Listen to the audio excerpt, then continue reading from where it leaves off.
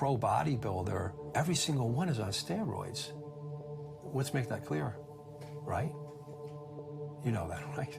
Best of the best, with no names mentioned. I've worked with men who will say, if you told me that taking anabolic steroids is going to take 20 years off my life, I would still do it, because at least I would be big and muscular in the time I was here. It's incredible science. So there's hundreds of steroids that have been produced in the world since the 1940s and 30s. They're either for human grade use or animal use. Equipoise is for horses, dogs, and cats. But these men use all these mixed. They're all mixed. There's something pathological about that. That's not a healthy way of thinking, because at the end, it's not about being muscular, it's about being happy, being confident, being accepted. The regular dose for a testosterone replacement patient is about 100 milligrams of ester per week.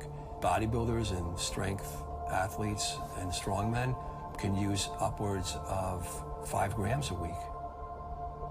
100 to 5,000. It's risk versus benefit ratio. And I always tell people that if they want to go down that road, that's up to them. But when you're 25, you don't give a shit.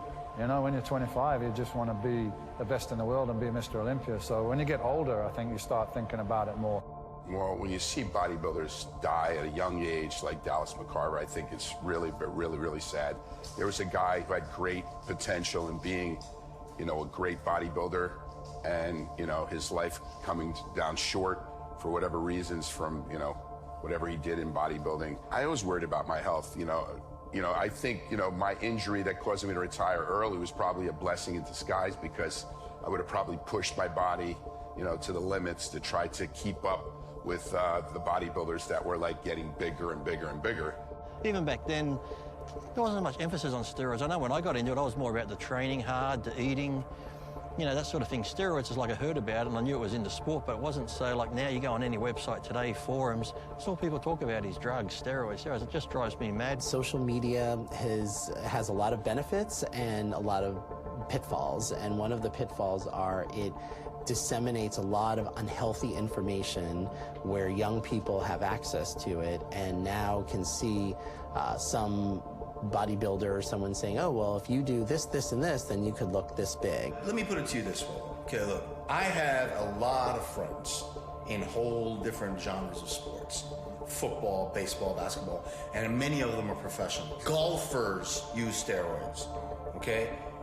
It's just a thing. It's just, I mean, the kids at the gym, just recreational little, you know, Jersey Shore douchebags I see at the gym. They're all juiced up and to the max and what have you. Everybody does it.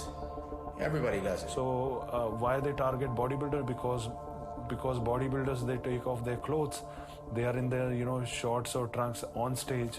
Obviously, the physique is much different than a normal person. So people don't see hard work and effort that go behind. You can take enhancers, you can take this and that, but at the same time, you can't buy the hard work which people put.